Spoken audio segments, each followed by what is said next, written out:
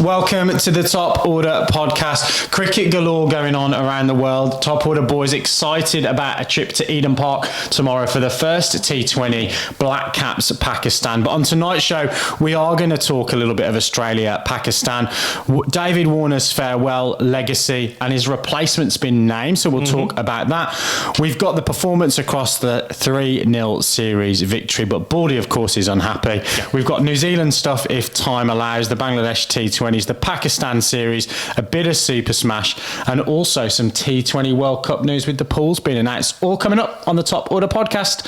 Stay tuned. Well, boys, three of us here this evening. Why do you always laugh at that bit? We always start with well, boys, and it makes me laugh every time. Well, it's like a little... I know. It's a little thing. It's like the ending. Anyway, boys. Boys. Anyway, channeling Gavin and Stacey now. We're going to talk Australia, Pakistan. So lots of talking points throughout the course of the series. I think the thing that's dominated the press has been, David Warner's self-penned fairy tale. His book will come out, I'm sure, in due course, and will, Strange, he said it's going to be about 2,000 pages or something like that. I doubt whether he's read 2,000. Anyway, let's not go into that.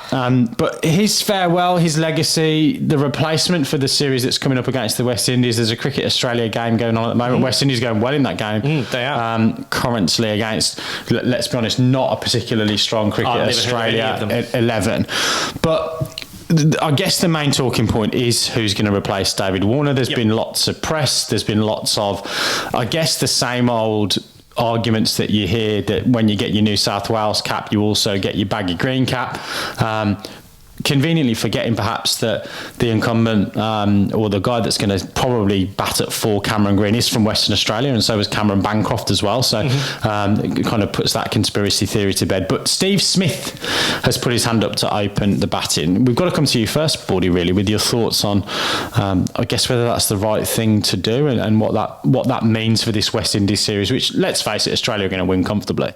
Yeah, I've been puzzling quite a lot this week, and my puzzle has become quite sore to the point where I went to the supermarket and I bought all the packets of cereal that I could to try and find a secret decoder ring to help me understand the selection process here. Because honestly, it's very, very confusing if you have a look at the credentials of the three guys who were slated to replace David Warner in the Test side moving forward. And also, if you look at the permutations of how those situations could pan out, and you think about Steve Smith opening the batting as opposed to a Bancroft, a Marcus Harris or Matt Renshaw. I'm going to read you their records, right? I'm going to put their names out.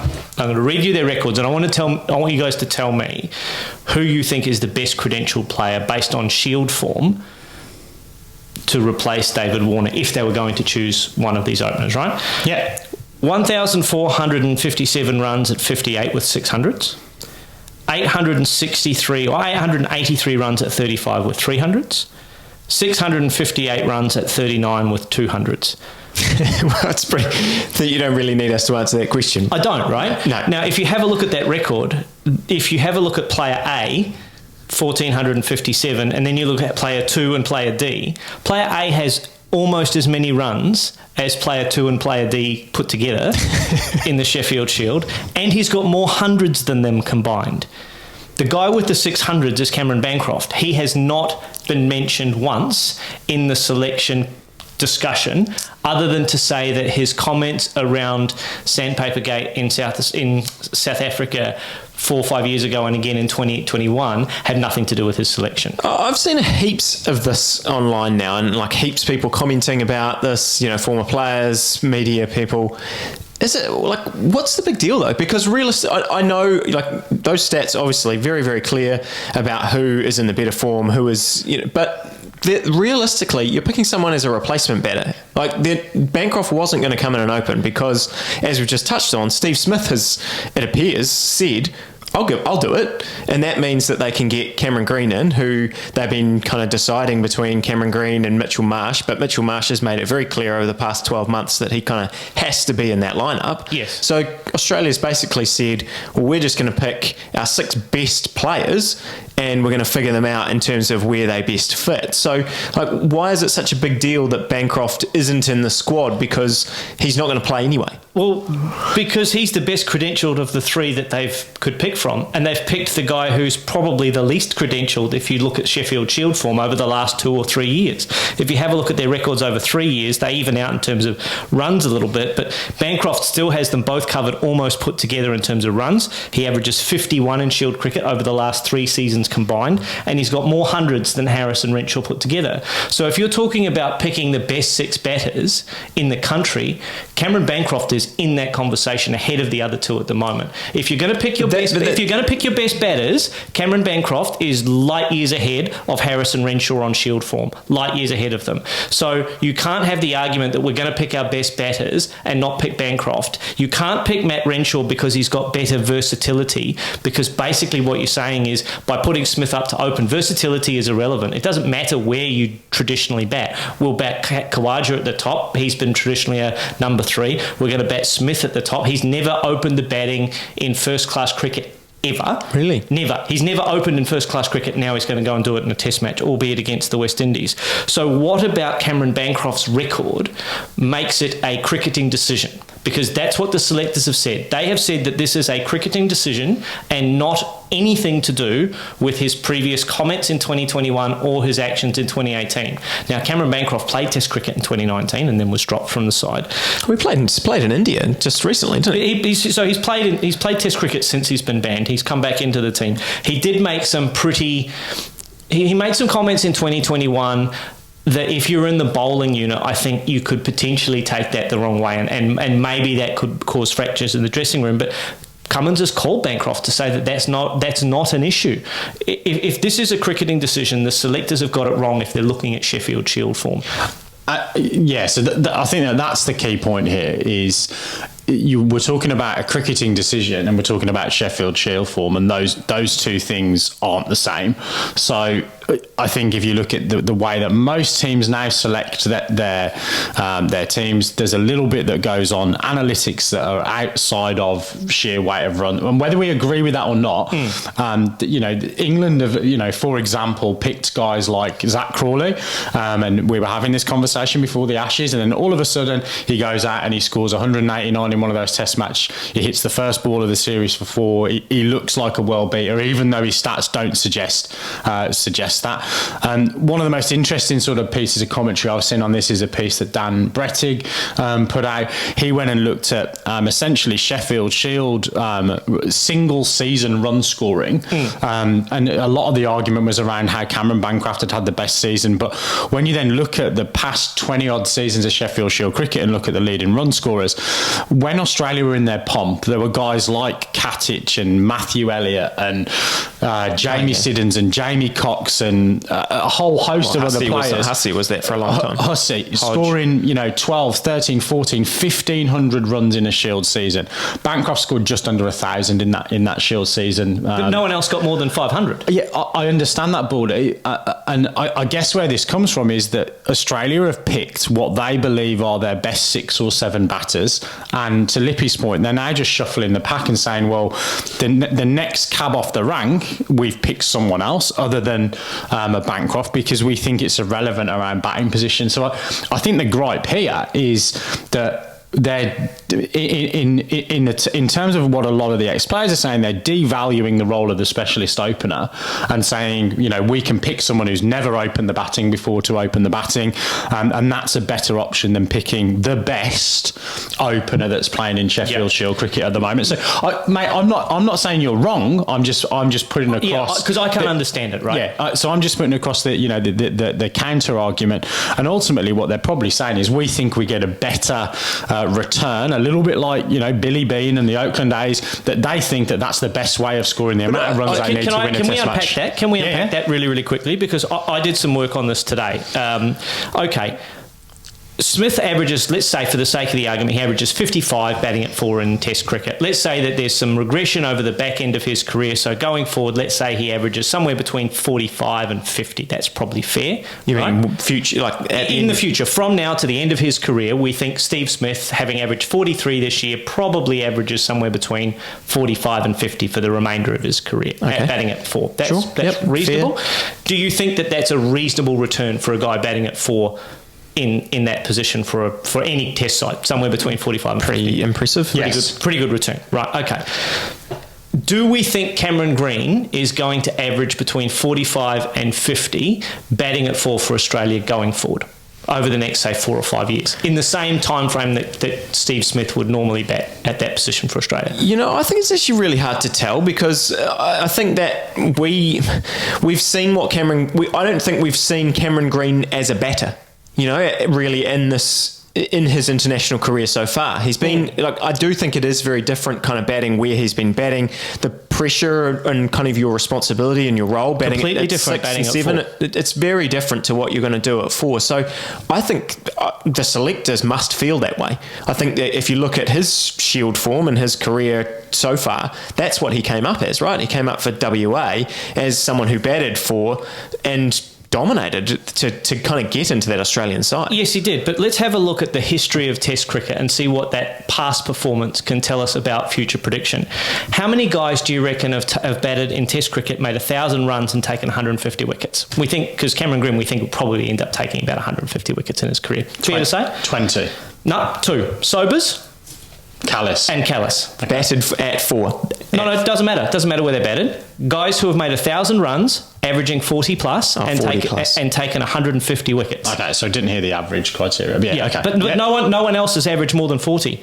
Stokes 36, Botham 33, Flintoff 31, Keith Miller 37, and 22 with the ball. So if we think that Cameron Green is going to average more than 40 and give Australia contributions at all with the ball, we're talking about having an expectation that Cameron Green's career is better than Keith Miller's, better than Imran Khan's, better than Kapil Dev's, better than Chris Cairns, better than all of those players, if we're expecting him to average more than 40 with the bat and any kind of contribution with the ball, which is incredible to me. So your suggestion really is saying you would say Cameron Green, you're not, like Cameron Green, you either have to the spots that are available are opening or at number 6, and you have to beat out Mitch Marsh for the number 6 spot or 5 spot or whatever it is that's available, and then someone else has to open. You're saying that you think that the gap between what Smith might lose by going up as an opener is kind of not worth it? Is that the suggestion? My suggestion is that Australia are going to lose more by having Cameron Green at number 4 than they will by having Steve Smith at number 4. They're going to lose somewhere between 5 and 10 minimum runs and innings having Green at 4 as compared to Steve Smith. If Smith averages roughly between 45 and 50 and Green gets anywhere close to averaging 40 with the bat, he might surprise us. He might join a very elite company of cricketers that have averaged 40 with the bat and taken 150 wickets or so. I would be quite surprised. Yeah, look, Baldy, we can look at pulling stats from all kinds of places to kind of highlight an argument. I guess from an Australian perspective, and I tend to agree, like, there isn't a massive sample size for either of those guys currently. No. Bancroft's played 10 tests and averages bugger all. 33, 34, something like that, right? So I've got it here. So he's played 10 tests and averages 26. Unless Cricinfo's... No, you're right, because Harris averages 25. Yeah. Renshaw averages 30. And Green's played 24 test matches and averages 33. Yeah. So for me, if the argument is of the two Camerons, then I know who I'm picking, because I've got a guy that is going to average more with the bat, offers a little bit with the ball, and I think Steve Smith is going to average more than Bancroft batting up the order. Up the order. And then there's a plus minus that, yes, he might not achieve his career average opening the batting because someone might finally tear his pad off with a new ball or nick him off, and he might end up averaging 40 as an opener, and then his average regresses to your 45 over the course of his career because he knocks off some points in the 20 test matches where he opens. But I still think that if this was an Ashes summer and you were giving me the option of Cameron Bancroft opening the batting as an Englishman, I'd be like, yeah, take that every day ahead of what that lineup's going to look like and who the spare batter is coming in. It's an interesting one, and I think no matter what happens, Australia are going to regress a little bit now that we've lost David Warner. I think regardless of whether or not you see him as the best opener that's ever played or somewhere somewhere in the middle, Australia are going to regress a little bit, and I think how much they regress is an appetite for the selectors to have decided, and I think they're actually what they're saying is we're happy for Australia to regress a little bit at the number 4 position in order to have that future look about them, and hope that Green's average goes from 33 somewhere closer to 40, because we're going to need that if we're going to continue to be successful as a test team. Yeah, you mentioned Warner before. I do think we should talk about him a little bit because do we have to? Well, I think we kind of do. Like, I know he is. The thing is that this farewell tour, he's still playing, isn't he? He's going to play in these T20 series. He's going to play again in the T20 World Cup. He's good. Like he's going to see him in the IPL and then all the build up. His final game is the 26th of July 2027. And he's going to wear green socks and he's going to have a banana and strawberry smoothie for breakfast. Exactly. It's a great script, isn't it? Yeah. There's still, I still feel like we're going to be talking about David Warner, but I think his contribution to Test cricket, as you said, for Australia it's been pretty impressive. Whatever you want to say, I think you can pull out the arguments about his home record versus his away record, which is one of the most stark of all time. If people don't know, it's like 57 to 31 or something. I think. There we go. 58 at home. Yeah. Best all time of players who've got 1,000 runs. Best all time of any opener. And then away, 33 and a bit, I think, 33 and change. And I did, 33.87. Of the guys who've scored 1,000 runs, about 40 opening batters have scored 1,000 runs away from home. His average is 35th. If you go to 2,000 runs, his average is last, 33rd. 3,000 plus runs, his average is 14th. But at home, best opening average of all time of any cricketer of any nation across any of those categories. Yeah, but look, so you can debate. We could have a long debate about where he kind of sits in the pantheon. We sort of did that when we did our Hall of Fame. We talked about him at that point a couple of years ago. Now I think he was sitting right around the 100 mark of male Test cricketers. But I think that you can see his we saw his value in this series, right? He didn't quite get the fairy tale finish that he was there to hit the winning runs, very, very close. He kind of got all the way there, and then the LBW decision went against him. But he got he set the platform for the series. He got the only 100 of the series, and it was as Raj would say, a big daddy 100 that set up the series for Australia, set up that first innings, and set them up for a win. And then the series just kind of went from there. So I do think he'll be missed, and it's sort of fascinating, I suppose, for me, and trying to project out in the future. There's all the off-field stuff for Warner as well. You mentioned Sandpapergate and all of that. I do wonder in 10 years' time, kind of like, does that disappear? And people are like, okay,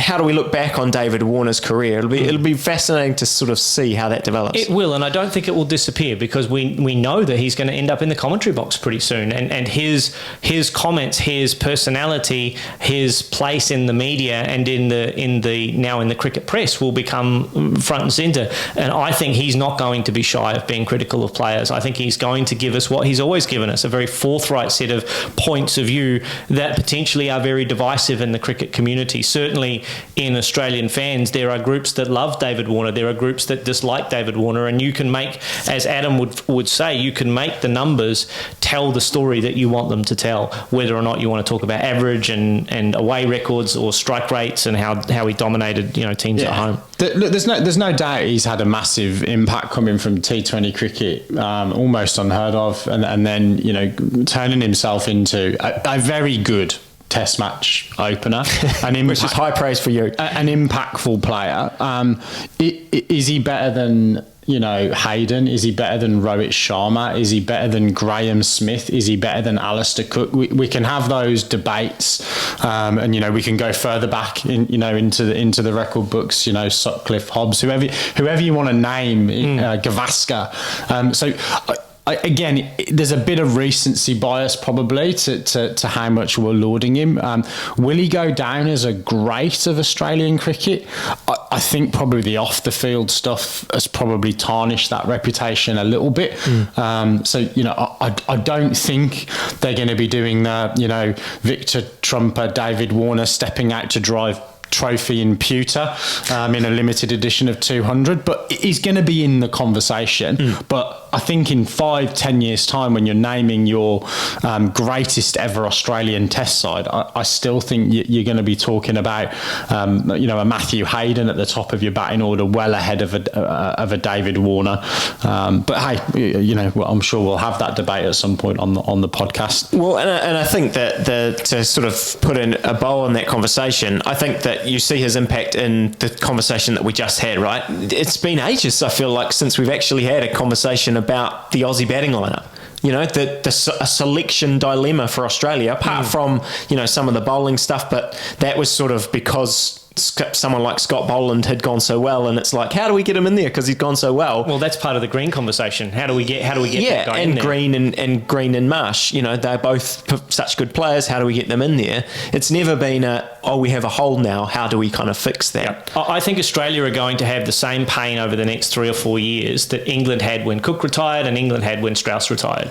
Warner had 12 opening partners over the course of his Test career. I think Australia are going to end up, depending on how this Smith experiment goes, particularly if Khawaja's only got another 18 months to 2 years left himself, are going to go through a number of different openers before we find another long-term solution, who may only be in the infancy of their first class career. You mentioned New South Wales. Constance is a new player. Chandra Singh for Victoria. Teague Wiley, who's playing at number 3 in that Cricket Australia 11. There's lots of different options. We don't know who it's going to be yet. And that's the interesting thing about this conversation for me in terms of Steve Smith opening the bank, is the selectors know all of that information.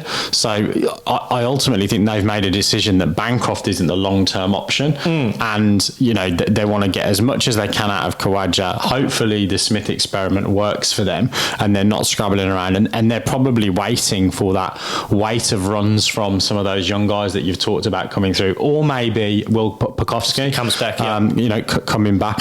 Should we talk a little bit about the cricket and the series? Yeah, let's do. The series win. So Lippy, as always, has done the prep and written the run notes, but I said you seem unhappy even though it's a 3-0 victory. Is that true, and if so, why? I'm not unhappy. I'm just a little bit frustrated with this Australian team this summer. Spoiled. Look, these are good problems to have, but if you have a look at the performance in their Pakistan series, it's indicative of this Australian team over the last 18 months in that they're very, very good. But this Australian team, particularly when it had Warner in it, had the potential to go to another level and elevate themselves alongside some of those great cricket teams that we've seen in the past 25 or 30 years. And they never quite got there for me. And the reason that they haven't is that they haven't been clinical enough when they put themselves in good positions in test matches. We've seen it in this series, particularly with the bat, but also on a couple of occasions with the ball, where Australia got themselves in really, really good positions and then didn't take full advantage of that situation that they got themselves into. I think Australia on a number of occasions in this series left a bunch of runs out there with the bat. Even when they got 480 odd in that first innings in Perth, I thought Australia could have got 550 in that test match and really put a huge advantage on Pakistan.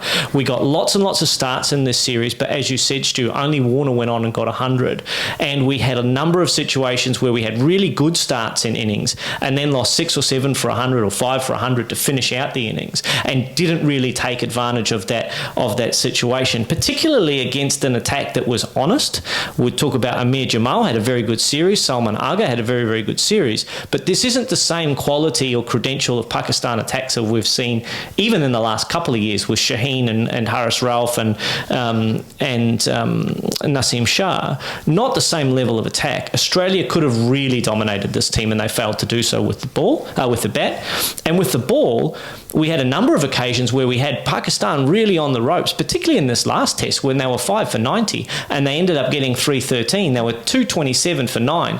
And we really let ourselves down with our tactics against the tail. We persisted with short pitch bowling, whereas we could have just gone, okay, you know what? We'll try that for 2 or 3 overs. If it doesn't work, we're going to go back to bowling 4th or 5th stump. Because if we can nick off the top 6, bowling 4th stump and wobbling the ball about a bit, we can nick off the tail doing that. And that's the thing that frustrated me from an Australian perspective, is we were good enough to be awesome, and we were only good enough in the Test series as a whole to be kind of very good. I think you're winning the big moments, though, aren't you? Like, that's, you talked about the last 18 months. I think, we've seen Australia just winning, or when they need to, they turn up and they win all of those big moments. It looks like it. I mean, if you look at the World Test Championship final, if you look at the first 2 tests of the Ashes series, that's true.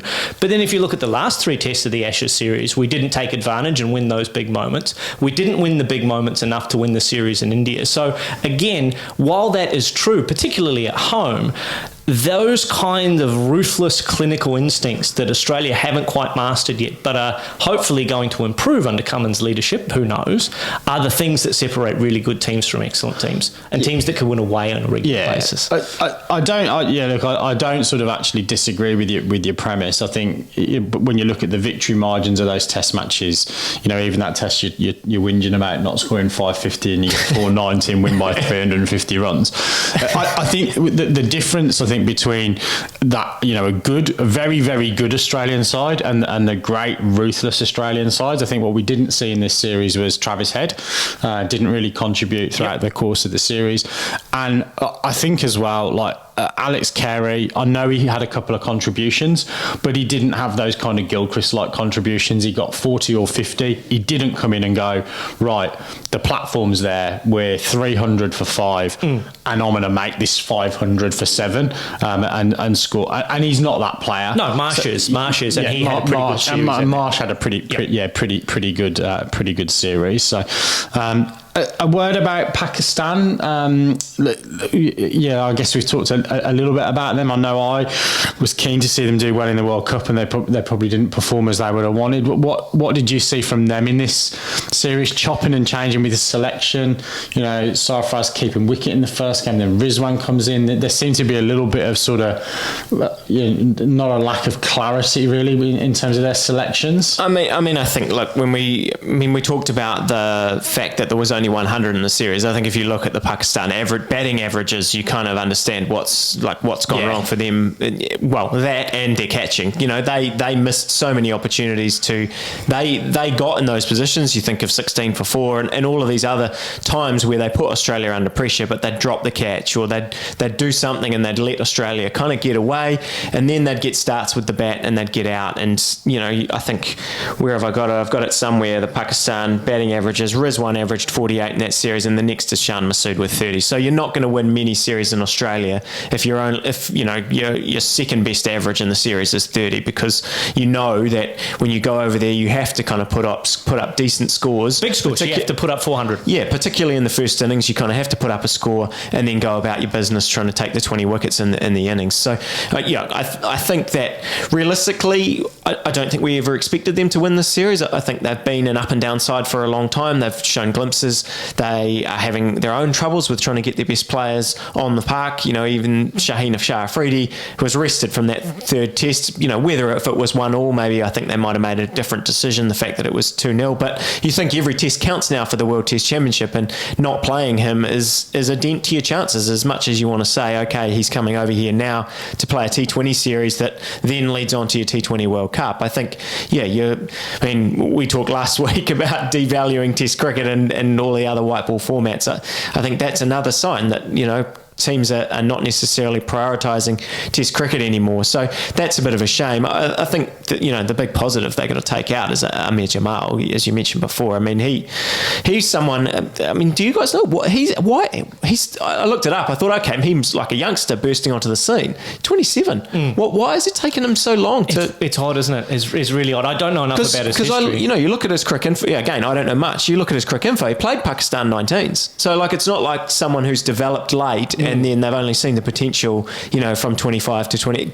Listeners, viewers in the comments, stickers in the comments if you know why it's taken him to develop, where maybe there was injuries early on in his 20s or something, or send us a tweet or comment. But because he gives it a whack, bowls at decent wheels. I think he's got a bit of skill about him as well. Yeah, there's got to be some injury in there, because when you kind of look back and you talk about his 19 credentials, that's 8-9 years ago. Yeah, and he's only played 30 odd first class games in that period of time, and bugger all T20. So I think probably a bit of injury in there.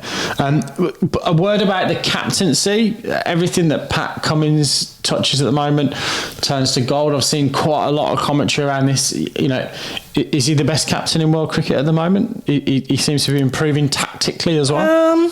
Yes and no. Yes, insofar as the 4 wickets with the short balls worked, but then the next hour and a half really didn't work, and there was no other plan other than to continue bowling short balls to Aamer Jamal, who smashed them all over the place. So, yes, he has done some really, really good things with his captaincy, and if you wanted to just isolate those, he's had a terrific series against Pakistan. But if you look at it in totality, I think there is still... Do we have a good plan B, C and D? Good cricket sides have good plans B, C and D, and I think Australia haven't really developed terrific secondary, tertiary plans for when that kind of primary plan doesn't go right. So still some work to be done, but definite improvement this year over last. So things are trending in the right direction for Pat Cummins, that's for sure. And hey, if he's making every post a winner and winning those big moments, that's what you want your captain to do, right? Yeah, exactly. And it's that sort of question kind of got me thinking about Australia as a whole, right? And why, I'm really curious at why they are so good at home, because, obviously, let's put maybe it is just because they are a very good cricket side, and compared to all the other nations, as much as you're striving for greatness, which is awesome, putting them, trying to get them to the level of some of the great Australian Test sides, and obviously feel that that's a realistic possibility. But maybe it's just that they are better than everyone else at the moment. You look at their home record, it's amazing. They've won, I think I've got it down here somewhere. Where are they? Who knows where I've gone? But I think it's now 28 tests. They've won 28 of their last 37 tests at home, 5 draws, 4 losses. 2 of those draws are, 4 of those, or all of those losses are against India. 2 of the draws are against India. So India is really the only side that's been able to come to Australia and challenge.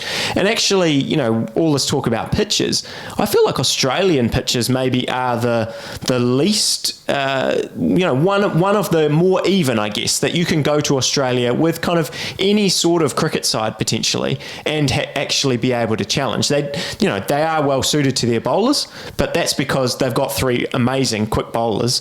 They've got a bowler, Nathan Lyon, who's able to kind of bowl in any conditions around the world. So their attack, it suits Australia, but I don't think that it doesn't suit anyone else in that sense, that maybe in India, or certainly those pitches in South Africa that we saw, are very skewed towards bat or ball. You can actually go to Australia, and if you put the ball in the right areas, you can perform just as well as anyone else. So I don't know. Are there any reasons in particular that you can point out why Australia just have such a dominant record at home?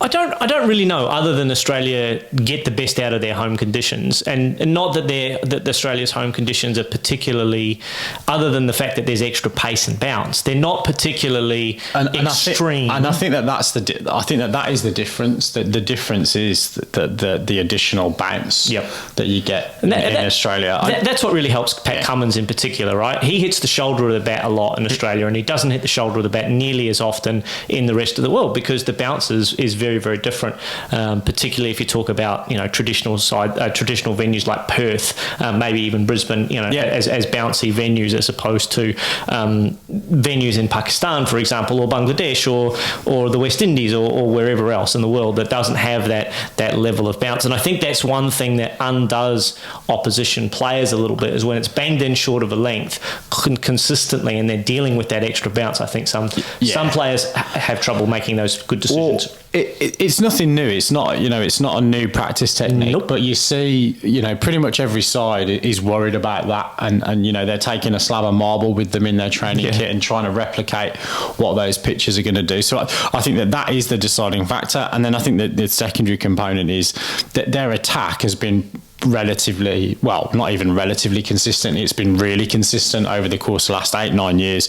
You got Cummins, Starc, Hazlewood, Boland if he can get a game, and Lyon, who's, what is he, 600 wickets or whatever? Lots, 501 I think. Yeah, well, even someone like Nisa, who can't get a game, who's very, very good player as well. And then, look, I think that they also know how to sort of structure the conditions and the flow of test matches for those series as well, which is surprising that the Adelaide test isn't the day-night one, because normally that's a field day for has been the last 5-10 years.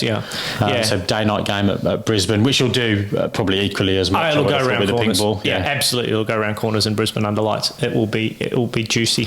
Yes. So if you've got plans, for January the 25th, so that's kind of around Australia Day, isn't it? Yeah, 26th. Yeah, so it could be all over by the end of Australia Day. Yeah, by the end of that long weekend, it'll be all said and done. I think Australia Day's on the Friday. I wouldn't be buying tickets for the Sunday or the Monday. Yeah. So we're expecting them to just whitewash West Indies as well? I think particularly in Brisbane, the result will come early, because I think it will favour the ball a little bit, that pink test. Particularly if there's a bit of weather around in Brisbane. Occasionally you'll get kind of real steamy conditions in the afternoon, almost monsoonal-like conditions in the summertime. And if it gets a bit moist in terms of the humidity, that pink ball could really go. And if it does late in the day, it could be really challenging for either side to bat. So I think what we'll see in Brisbane is we'll see a lot of runs made early on in the day while it's hot, and then maybe towards the evening session, no surprise, the ball swings under lights. So I think that either way, Australia or the West Indies will find it challenging to bat under lights in Brisbane in particular. That seam attack is amazing, though. Those three guys that you mentioned before. I mean, I do think that they, in a way, kind of don't get the credit now that they probably deserve. I mean, even like Starc, someone that people like to criticise a lot, but he's got 350 wickets now, nearly 350 wickets at 27. It's a pretty remarkable. Like, none of those guys actually average over 27. They've all got, I think Hazlewood's 249, Cummins is 258. It's so impressive, the longevity, that we give fast bowlers, I think, a lot of credit for. We have, someone like Anderson and Broad, who we talk about a lot, and they were like, that was one of their credits, that they were available to play all the time. And I think these three as well, if you can put those three out in the park, and Nathan Lyon as well to back you up, that's very, very, very, very good. They bowled some unplayable balls in this series. Cummins bowled some unplayable balls to Babar Azam, and that one, I can't remember if it was who the opener was that Starc dismissed with the one that swung about 59 degrees in the first over of the game. I mean, how do you hit that? You can't hit that. That ball was outside off stump and then swung back in and hit middle stump. Unbelievable. Just before we move on from the Australia-Pakistan series and we talk about other cricket, because other cricket has been played in the world so far this year and is going to come and be more cricket coming up. Can I give some praise to the Pakistan captaincy from Shan Masood, and also the general way in which Pakistan went about their cricket in this series? Because a lot of the time, other than their catching, and their batting and their bowling, other than Aamer Jamal. No, I thought their captaincy from Shan Masood was good. He was prepared to stand up to Australia and try and attack them a little bit and try and be proactive. It didn't come off. Yeah. He didn't have a particularly good series. As you said, Stewie averaged 30, but I think he had the highest strike rate of any of those Pakistan batters during the series. He looked like he wanted to take Australia on. And then from a captaincy perspective, I thought his team carried themselves with a tremendous amount of mana and respect, and they played the series in, I thought, tremendous spirit. It's very easy to come to Australia and either just be super hyper aggressive on the field with your body language. They were still positive, but they played the series with a tremendous amount of respect, and I just really appreciated the way that they played their cricket, and they actually won hearts and minds for me in terms of the way they played their cricket in that series. So I'm really, really looking forward to seeing them here in New Zealand for 5 T20s and what they can do here. good segue into the New Zealand summer. So we have got 5 T20s. So go around the country a little bit as well. Auckland, Hamilton, Dunedin, and then 2 games to finish the series in Christchurch, back to back, Friday and Sunday, the 19th and 21st of January. That series concludes. Let's concentrate on New Zealand, I think, from a squad perspective, first and foremost, Slippy. Is this an audition for that T20 World Cup? Is this what we're going to expect to see in the USA and the Caribbean in terms of the squad list, do we think? I think this is certainly much closer to the squad list than the squad that we saw against Bangladesh. And I mean, hopefully it means we might see better results. Obviously, the Bangladesh ODIs and T20s, particularly with the bat, didn't go especially well. But it's sort of that balance, isn't it? Like, we've got people here clamouring in New Zealand for new faces, to get people like Will O'Rourke and Ben Sears and Josh Clarkson and other players, to get them opportunities. Well, you do that, and then there's not necessarily the opportunity.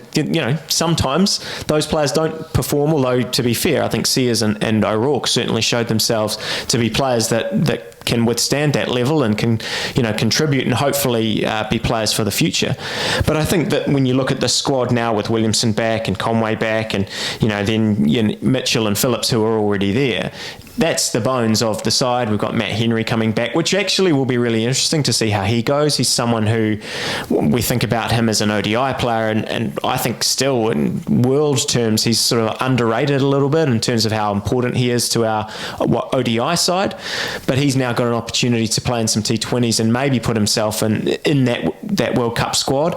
I think if you look at that 15, Neesham and Bolter are out at the IL T20 and South Africa T20. We've got Rachin Ravindra rested, which has raised a few eyebrows and has raised Baldy's eyebrows over there. That was going to be my first question.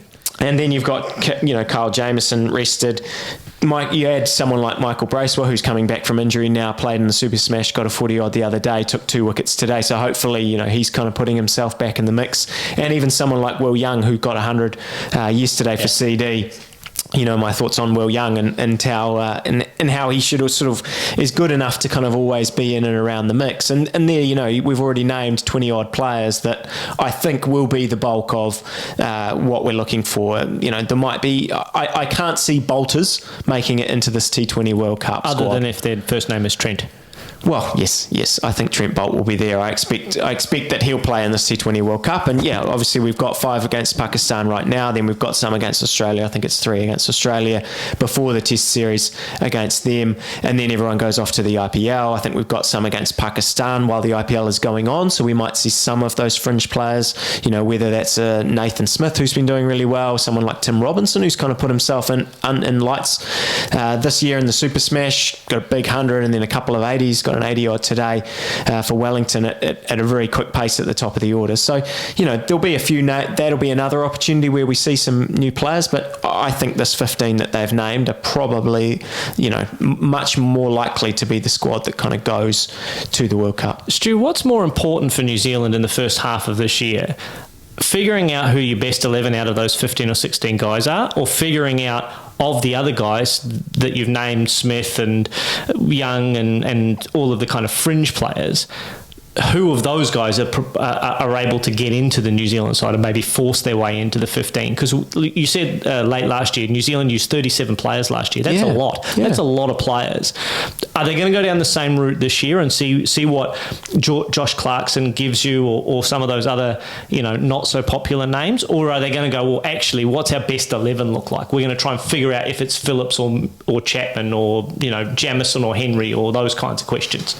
You want to add to that? Yeah, look, I've got a view from a neutral, relatively neutral perspective, and I think what your 11 is for that World Cup, and I think this squad is a little bit of a mix and match in terms of you wanting to get some cricket into Devon Conway, probably Kane has not had a massive amount of cricket coming back from those couple of injuries, so he's gonna want to play and probably stamp some of that captaincy authority. You want your skipper around game, particularly when you've got some guys that are auditioning. But I think when it comes to the likes of your Will Youngs, I think you know what you're going to get from him. So he's on the depth chart. He might not be in the 15, but they know who he would come into the 15 for if there's injuries. I then think what it looks like you're doing to me is you're picking some of those guys. Ben Sears is only in the squad for the first couple of games, and then Lockie comes in.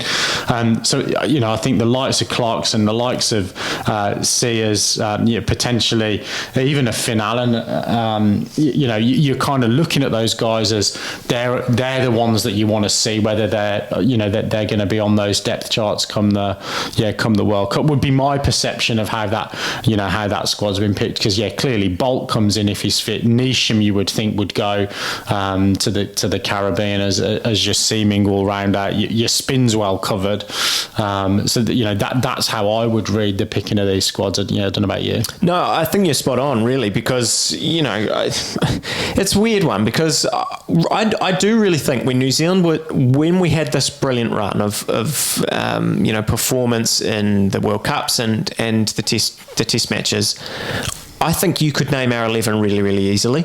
And I actually think that some of the challenges are because of that, they've now decided it is really important to build some of this depth. And during that time we had someone like Will Young who sat on the sidelines for a very, very long time and didn't really get many opportunities, and now it's like, okay, well, now we kind of have to create some opportunities for Will Young. And I do think that has had a negative impact on the actual results.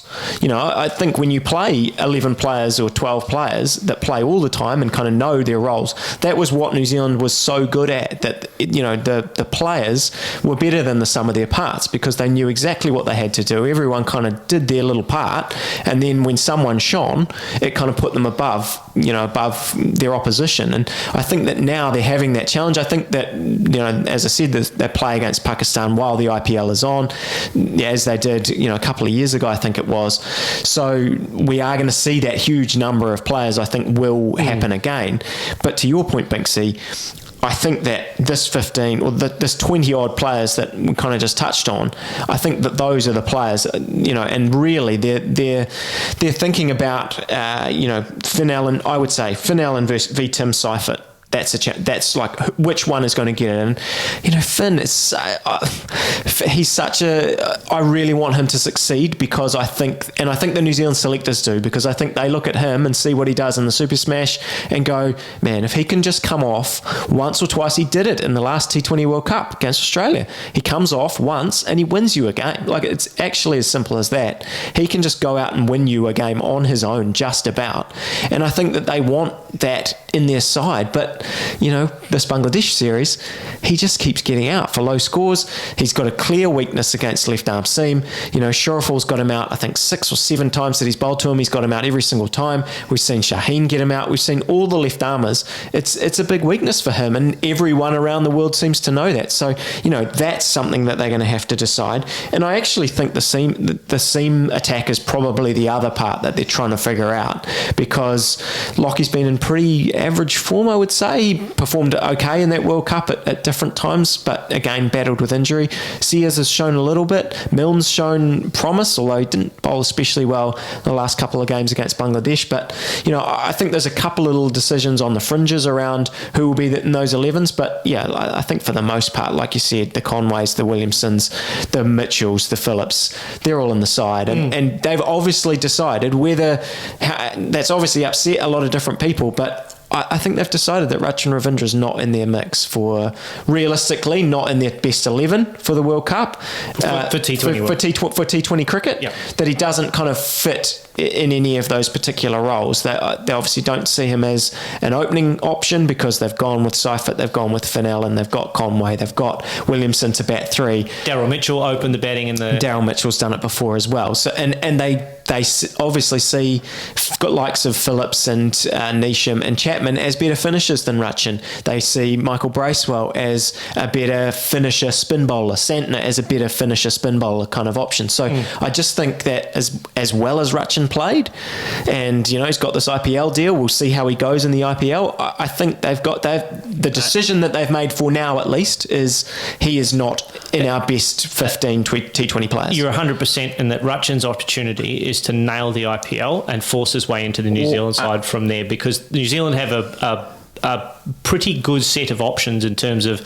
spinning all-rounders, as you said, and those finishing players. To me, that's where the depth conversation is going to be, is where's your best 11 amongst those guys? Well, and I think spin's going to be a big part, right, in the T20 World Cup. I think The CPL, spin plays a huge role. Yeah, look, I think spin's going to be a big part. I think you're dead right with the Ratchin piece. If he has a good IPL, then that's probably more impactful than him scoring runs in 5 T20s here in New Zealand. I think the other thing is that you've got the benefit, the pools have been announced obviously for this World Cup as well. So in terms of the way that it works, all the later stages of the tournament are in the West Indies.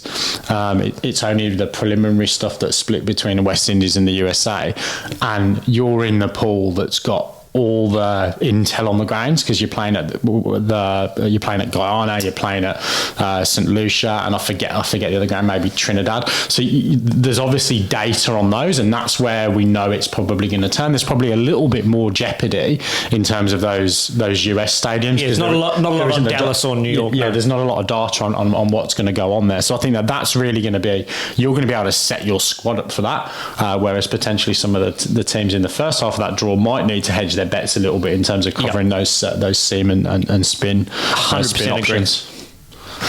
Where else do we want to talk about?